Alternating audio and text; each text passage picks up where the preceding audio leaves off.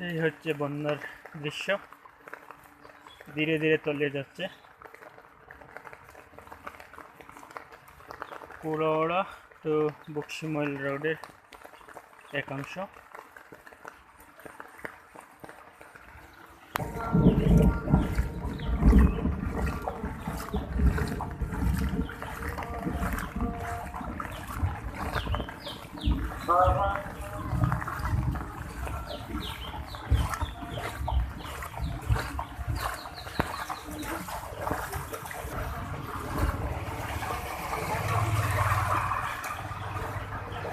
যে রোড দিয়ে সব সময় গাড়ি চলে সেই রোড দিয়ে এখন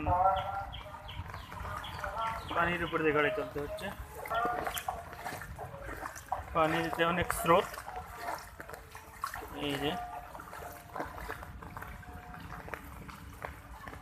উপরের পানি নিচে নামতেছে।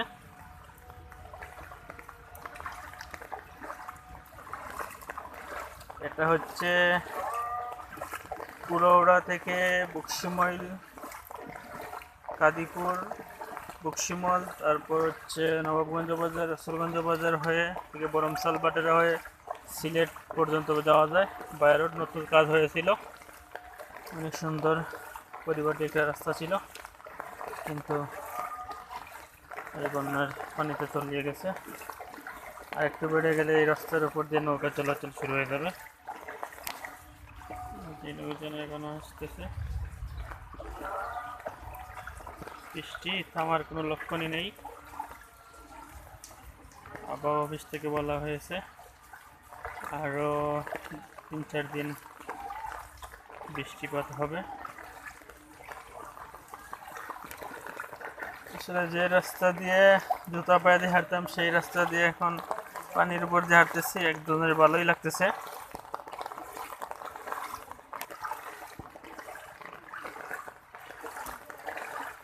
বক্সিমলের বন্যা পরিস্থিতি, এই এলাকার বাড়িঘর অনেক উঁচা থাকার কারণে এখনো বাড়িঘরে পানি উঠে নাই। কিছু নিচু বাড়িঘর ছিল, এগুলোতে পানি উঠে গেছে ইতিমধ্যে। মানুষজন প্রয়োজনীয় জিনিসপত্র নিয়ে আশ্রয় কেন্দ্রে যাচ্ছে।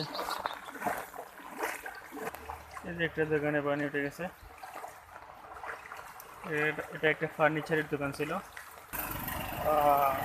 সিএনজি চলতেছে, এখানে পানিতে পড়ছে।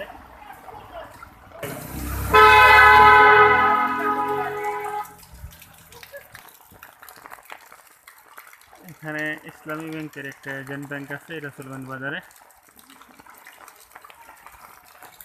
বর্তমানে ঈদের বন্ধ চলতেছে, কাল পরশু থেকে হয়তো আবার ব্যাংকিং শুরু হয়ে যাবে। লোকজন কীভাবে আসবে, এটা একটা মানুষের ভিতরে আতঙ্ক বিরাজ করছে। বাজে বক্সিমল গুরুস্থানের রাস্তায় পানি উঠে গেছে।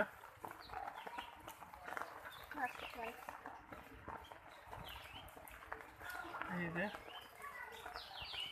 সামনে একটা হাফিজি মাদ্রাসা আছে, মোহাম্মদ হাফিজি মাদ্রাসা।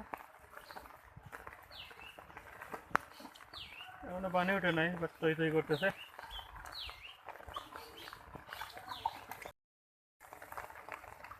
পানিতে অনেক স্রোত।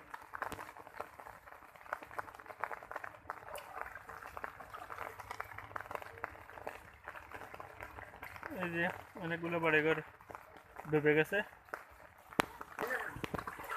এই যে মানুষ নতুন বাড়িঘর বানাইছে অনেক উঁচু করে। বক্সিমল মসজিদের রাস্তা, ইটসুলিং রাস্তা, অনেক উঁচু করে বানানো। বাড়ির রাস্তায় পানি। নবাবগঞ্জ বাজারের পাশে নতুন রাস্তা হয়েছিল, ঢেউয়ের কবলে পড়ে রাস্তাটা অযত্নে ভেঙে গেছে। এই যে দেখা যাচ্ছে ভাঙ্গা অংশ, আর কত বছর পরে কাজ হবে আল্লাহই ভালো জানে। তারা দেখতে পাচ্ছেন হাকালুকির একদম দক্ষিণ পাশে কিছু লোক নিজ উদ্যোগে বালুর বস্তা এবং ইট দিয়ে মেরামতের চেষ্টা করেছে, তারপরে ঢেউ অনেকটুকু ভেঙে গেছে। হাঁস ছাগল মানুষজন বাড়ির উঁচু জায়গায় রাখছে। এই যে হাকালুকি আবার দেখতে পাচ্ছেন। মনো নদীর স্রোত আবার নামছে বিশ্বাস